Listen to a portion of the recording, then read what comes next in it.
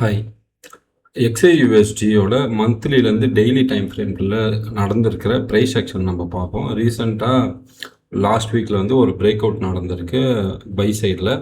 அந்த break out உண்மையிலே வேலிடா இல்லை வந்து அதுக்கு பின்னாடி ஏதாச்சும் ஒரு ப்ராபபிலிட்டி இருக்கா அது ஃபேக் அவுட்டாக மாறத்துக்கு அப்படிங்கிறதையும் நம்ம பார்த்துருவோம்.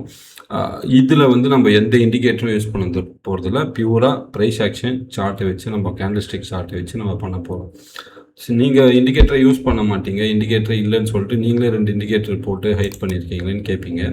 அது ஒன்றும் இல்லை. ஒன்று வந்து நிஃப்டியோட செஷன் பிரேக்கரு, என்னோடய செஷன் பிரேக்கிங்காக நான் வச்சுருப்பேன் குயிக்காக அனலைஸ் பண்ணுறதுக்கு.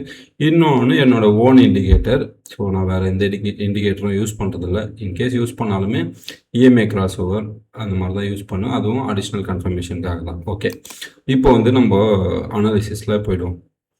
நான் மந்த்லி டைம் ஃப்ரேம் வச்சுருக்கேன். இங்கே பார்த்தீங்கன்னா உங்களுக்கு தெரியும், மந்த்லி டைம் ஃப்ரேமில் வச்சுருக்கேன். மந்த்லி டைம் ஃப்ரேமில் வச்சுட்டு நம்ம பார்த்தோன்னா ரீசெண்டாக இந்த மந்த்லியோட டிமாண்ட் ஜோன், இந்த ப்ராப்பரான டிமாண்ட் ஜோன் எப்படின்னா, இது ஒரு ரேலி, அதுக்கப்புறம் 3 பேஸ் கேண்டில், அதுக்கப்புறம் 2 எக்ஸைட்டிங் கேண்டில். ஓகேங்களா, இது வந்து ஒரு ப்ராப்பரான டிமாண்ட் ஜோன். ப்ரைஸ் வந்து ஃபஸ்ட் டைமே இங்கே வந்து விக்கை வந்து டெஸ்ட் பண்ணிட்டு போச்சு. அப்போது February 2026. அதுக்கப்புறம் மார்க்கெட் மறுபடியும் கீழே விழுந்துட்டு இந்த ட்ரேட் வாரு, இந்த க்ரூடை வந்து இவங்க ஏற்றுறதுக்காக இங்கே இருக்கிற ஃபண்டை வந்து அங்கே ரீஅலோகேட் பண்ணுறது, அது எல்லாமே நடக்கும். ஓகேங்களா, ஓகே, அப்படி தான் வந்து ஃபண்டு ரொட்டேஷன், செக்டார் ரொட்டேஷன்ஸ் எல்லாமே நடக்கும். இப்போது கோல்டு வந்து ஃபஸ்ட் டைமு இங்கே ப்ராப்பரான டிமாண்ட் ஜோனுக்கு வந்துட்டு ரிஜெக்ஷன் ஒரு 50% வந்து ரிஜெக்ஷன் ஆகிட்டு, அதுக்கப்புறம் மறுபடியும் வந்து இங்கே ஒரு பேஸ் கேண்டில், இங்கே ஒரு பேஸ் கேண்டில், திரும்பவும் ஒரு எக்ஸைட்டிங் கேண்டிலோட மார்க்கெட் எங்கே வந்திருக்கு எக்ஸாக்டாக அந்த ப்ராப்பராக ஆல்மோஸ்ட் ஒரு 80% ஆஃப் த பேஸ் கேண்டிலோட ஜோன்ஸை, இந்த 3 பேஸ் கேண்டில் சேர்ந்து அந்த ஜோனோட 80% ஆஃப் த ஜோனுக்கு வந்து ஆல்மோஸ்ட் எல்லா பெண்டிங் ஆர்டருமே எடுத்துருச்சு. இந்த ஜோன், இந்த பர்டிகுலர் ஜோன் ட்ராப்பு, 2 பேஸு, இங்கே ஒரு ட்ராப்பு, இங்கே வந்து rally, 3 base candle, 2 exciting candle. இதை வந்து இப்போதைக்கு நம்ம எக்ஸைட்டிங் கேண்டிலாகவே எடுத்துப்போம். ஓகேங்களா, ஸோ ஆல்மோஸ்ட் ஈக்குவல் ஸ்ட்ரென்த்தில் இருக்கக்கூடிய 2 ஜோன்ஸு. இந்த 2 ஜோனுமே ஈக்குவல் ஸ்ட்ரென்த்தில் இருக்கிறதால ப்ரைஸ் வந்து இதுக்கப்புறம் தான் டிசைட் பண்ணும் எந்த டைரக்ஷனில் போகணும் அப்படின்ற. எப்போது இங்கேருந்து இங்கே ப்ரைஸ் போயிட்டு இங்கே வரும்போது தான் இங்கே வந்து ஃபைட் வந்து ஈக்குவல் ஆகிடுச்சு. பையருமே செல்லருமே ஈக்குவலாக அந்த ஸ்ட்ரென்த்தில் வந்து ஃபைட் பண்ணி முடிச்சுட்டாங்க.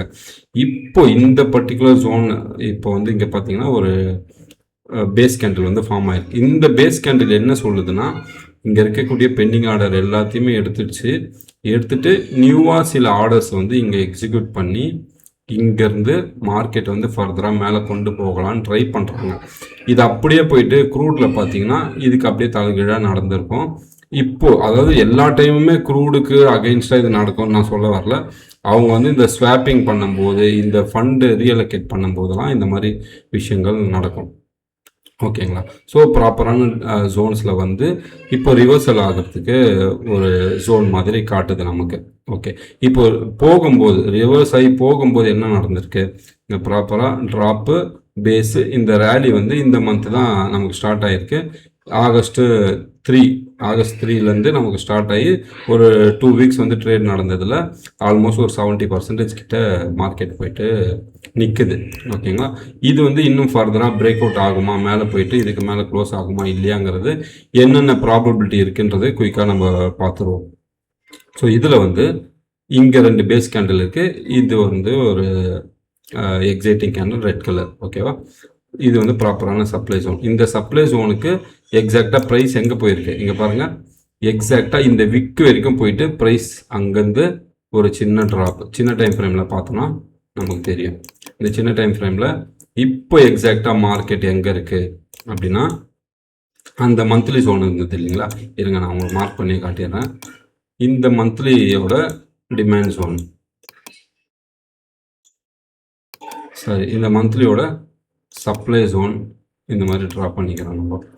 அந்த சப்ளை ஜோனோட விக்கில் வந்து ப்ரைஸ் இங்கே பார்த்தீங்கன்னா தெரியும். இந்த விக்கும் பார்த்தீங்கன்னா இந்த விக்கில் வந்து ப்ரைஸ் டச் பண்ணிவிட்டு சின்ன கரெக்ஷனுக்கு போகுது.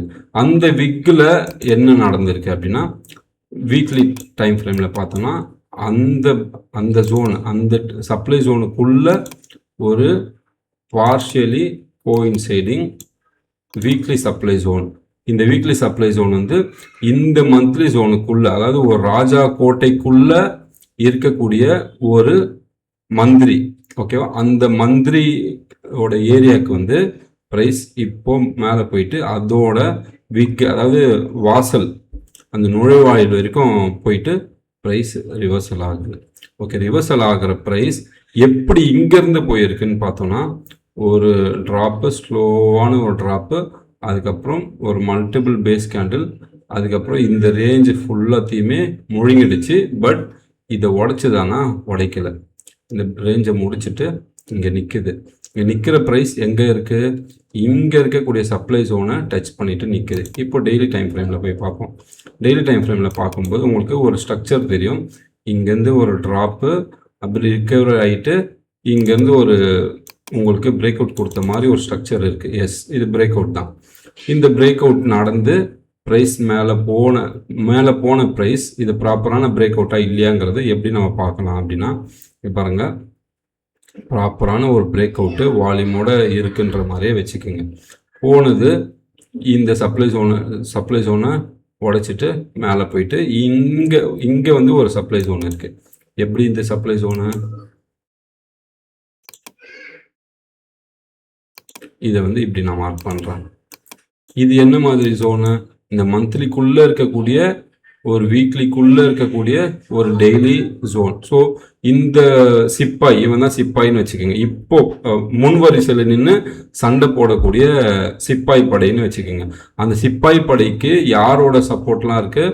ஒரு ராஜாவோட கோட்டை, அதுக்கப்புறம் மந்திரியோட கூடையே நிற்கிற ஒரு சிப்பாய். இந்த சிப்பாய் எல்லாமே அடித்து முடிச்சிச்சு.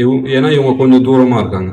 அடித்து முடிச்சுட்டு மேலே வரும்போது இவன் வந்து கொஞ்சம் பவர்ஃபுல்லாக இருப்பான். ஏன்னா அவன் ராஜா கூடயே இருந்து ட்ரெயின் பண்ணி பலமாக இருக்கக்கூடிய ஒரு சிப்பாய் படை. அதாவது பல வாசல்கள் இருக்கும், அதோட ராஜாவோட வாசலில் இருக்கக்கூடிய ஒரு சிப்பாய் படைன்றது ரொம்பவே பவர்ஃபுல்லான ஒரு சிப்பாய் படையாக இருக்கும். அதனால் இந்த பிரேக் அவுட் வந்து யூஸ்வலாக இன்கேஸ் இங்கே வந்து இந்த சிப்பாய் படையோ இல்லை வந்து இந்த பிரேக் அவுட் நடக்கிற இடத்துல ஆப்போசிட்டில் பெரிய டைம் ஃப்ரேமோ இல்லாமல் இருந்திருந்ததுன்னா இது வந்து ஒரு ப்ராப்பரான பிரேக் அவுட்டு.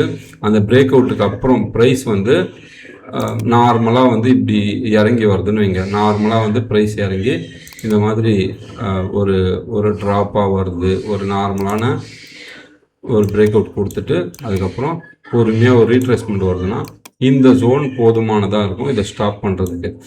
ஏன் இது வந்து ஃபேக் பிரேக் அவுட்டாக மாறலாம் அப்படிங்கிறதுக்கு ரீசன், இப்போதான் மந்த்லியோட டிமாண்ட் ஜோன் ஃபார்ம் ஆகி மேலே போகுது. ஆல்ரெடி ஸ்டாப் பண்ணுறதுக்கு மேலே ஒரு சப்ளை ஜோன் இருக்குது. ஸோ எடுப்புலேயே அந்த மந்த்லியில் நடந்த இவ்வளோ இடத்துல நடந்த இந்த பவர் இருக்குல்ல, இங்கே வந்து பெண்டிங் ஆர்டர்ஸ் இருக்குல்ல, அந்த பெண்டிங் ஆர்டர் எதுவுமே மார்க்கெட்டை அவ்வளோ ஈஸியாக உடைக்க விட்டுறாது. அப்போ என்ன நடக்கும்? போன ப்ரைஸ் அங்கேருந்து ஸ்ட்ரகிள் பண்ணி திரும்பவும் ஒரு ரிவர்சல் வரும். ரிவர்சல் வந்தது எல்லாருமே என்ன நினைப்பாங்க? ஓகே, இது ப்ராப்பரான பிரேக் அவுட் வால்யூமோட போயிருக்கு, ப்ராப்பரான பிரேக் அவுட் மேலே உடஞ்சிரும் அப்படின்னு சொல்லி நினைப்பாங்க. பட் அங்கே தான் வந்து நமக்கு ட்விஸ்ட் வைப்பாங்க.